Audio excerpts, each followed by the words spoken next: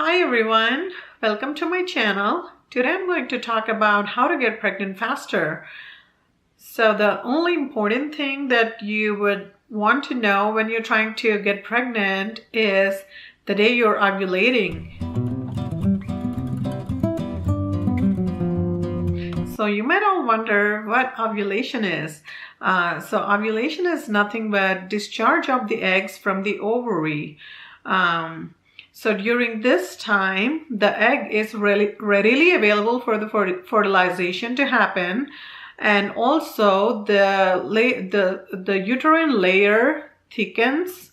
So if there is a conception, the uterine layer, the uterus holds the egg. If the conception doesn't happen, the uterine layers sheds itself, and that's how you get your period. So the next question is, when does ovulation happen? Ovulation happens in the midday of your period cycle. Let's take an example here. Let's say your period is about 28 days. So the ovulation happens exactly on the midday, which is 14th day of your cycle. But this is in theory. But in reality, you might have 25-day cycle, or somebody else might have 30-day cycle. So the ovulation happens for the person who is having 25 days. The ovulation happens on day 12, not 14th. And for the person who is having a 30-day period cycle, the ovulation happens on day 15th, but not day 14th, if this makes sense. So that is why it is important to find out the ovulation as per your cycle, but not just to go by the standards. Recognizing the signs of ovulation. You can recognize in three ways. The first one is tracking down your basal body temperature. The second one is checking your consistency of your cervical mucus. And the third thing is by taking the ovulation tests. So the reason why we are going through all this pain of following all of these steps to find out the ovulation is because ovulation is a really tricky thing to find, guys. It only happens once a month, once every cycle of your period, and it just goes by if you don't keep an eye on it. So that's why we are making sure that we are taking all the measures and steps that are necessary to find out that one fertile day of your period cycle, and that's why it is that important. What is basal body temperature? A person's body temperature at rest on any given day is what called basal body temperature. How do you take basal body temperature? You take the basal body temperature immediately after you wake up and before you do any physical activities such as moving or walking around or doing anything like that. You track your basal body temperature at the same time every day. You would enter it in an app or take down in a note or something like that. And there are two things that really affect the basal body temperatures.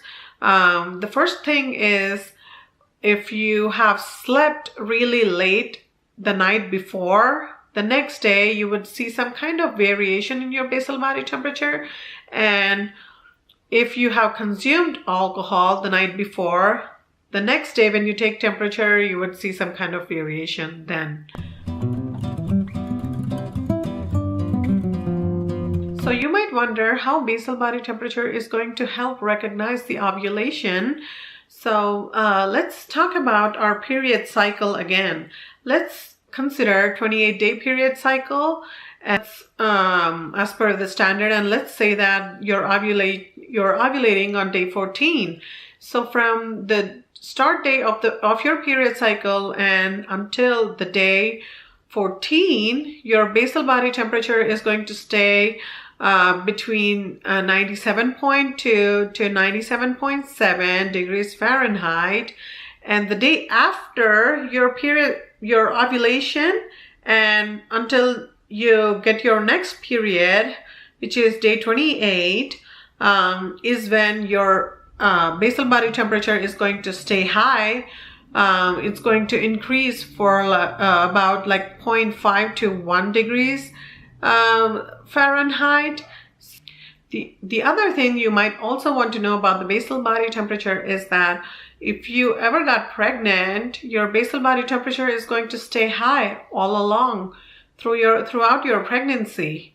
That's how you can actually find out if you got pregnant or not. If your basal body temperature is just staying high all the time, you might suspect that you could be pregnant, and then you can go and get a pregnancy test or something and find out.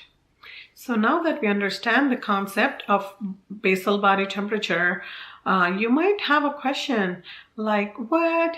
You're saying that the basal body temperature increases after the day of ovulation. So how is it really going to help me tell when I'm ovulating? Because it's past the date is when the temperature raise shows up. So this is when the importance of basal body temperature charting comes into the picture.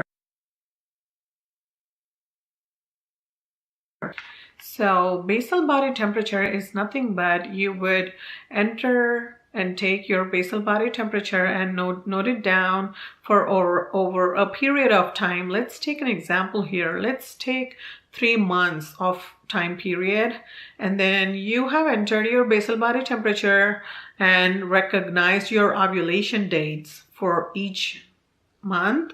And then the basal body temperature, let's say for each month was on a different day. Let's say for the first month it was on 12, for the second it was on 14, and for the third it was on 15th. So now you see the pattern how your ovulation is happening, which ranges from day 12 to day 14. So now you know the fact that when you should start taking your ovulation test and when you should get ready for your for the most fertile day in your period. And so that's how it gives you a range of days when you could be most fertile, and then you could keep an eye on it, and then you would take your test, get ready to really catch that one day of your fertilization of your cycle, guys. The second concept that actually helps you recognize your ovulation is the cervical mucus test. So recognizing the consistency of your cervical mucus would really help you find out when you're ovulating. So the things that you need to remember is for your period starts, you see no cervical mucus, and then after your period is when your cervical mucus is going to be really sticky, tacky, gluey like. When you're approaching your ovulation, your cervical mucus is going to show up a really lotiony, creamy texture. And on the exact day of your ovulation, your cervical mucus is going to look like egg whites, kind of aloe vera consistency. It's a little watery, transparent.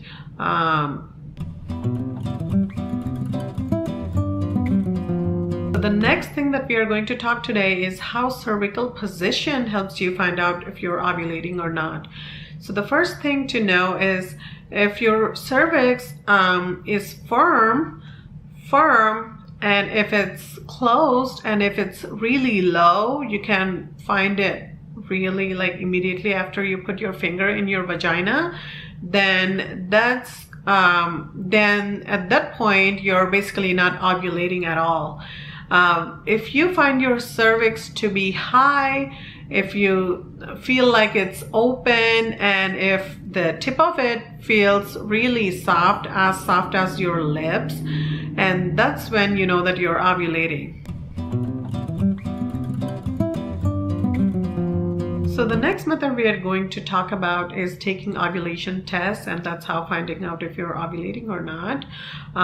So using this way, you would consider your period cycle, you divide it by half, which is when you're ovulating according to the theory, and then you would start taking your ovulation test 5 days before you think you're ovulating, and then you would continue taking your tests all along until you see a positive ovulation test. And if you're following one of those Ovia Fertility apps, in the app you see a fertility window section, and that's when you want to start taking your ovulation tests. Or also what you can do is, if you are charting your BBT, you can analyze your basal body temperature, and then you could decide when you could start taking ovulation tests, just so that you are not wasting your ovulation strips just like that, you know. For those of you who has a really dry vagina, or if they don't see a lot of cervical mucus going on down there, you would want to consider the following tips that I'm going to tell you. You start taking your ovulation test is when you want to start drinking grapefruit juice. You don't want to buy any of the store-bought ready-made grapefruit juice. You might want to get the real whole fruit and then want to make juice by yourself, or you can eat it by itself. The other thing you could do is start taking Mucinex DM congestion medication. It's supposed to thin out all the mucuses in our body, which also include your cervical mucus, and it should really help the sperm to thrive in your cervical mucus, and that's one way to get pregnant faster. And the other way, using sperm-friendly lubricant like pre-seed. It's similar to your cervical mucus consistency, and it would really help the sperms to swim faster, and it has a similar pH value as your cervical mucus, so it could be a really good replacement if you're not producing a lot of cervical mucus in the first place.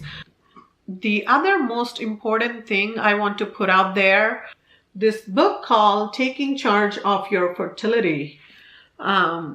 This book has all the concepts in detail of what I was talking about, and also a lot of special cases. Like, let's say you have uneven period cycles, like this month you have 28-day cycle and next month you go like 35-day cycles. So if you have anything like that, or if you have issues with your hormones like thyroid issues and PCOS and anything like that, you could totally look into this book and then get some tips and tricks on how to track your ovulation. I know a lot of people who would get pregnant like faster, even though they had some hormonal issues here and there. You don't have to consult your doctor. I mean, you still need to consult your doctor, but you don't have to go to a specialist just to get pregnant or just to track your ovulation. You can still do it on your own with the help of this book. This book is so good, guys. I would recommend everybody to just go through this book, understand a lot better after you're reading this book. So I would totally recommend reading everybody who are trying to get pregnant. So thank you so much for watching my video. Hope it helped you with some of the tips and tricks that could help you get pregnant faster. Hope you have a wonderful day, and please don't forget to subscribe to my channel if you like my video, and don't forget to hit thumbs up. Thank you so much. Bye-bye.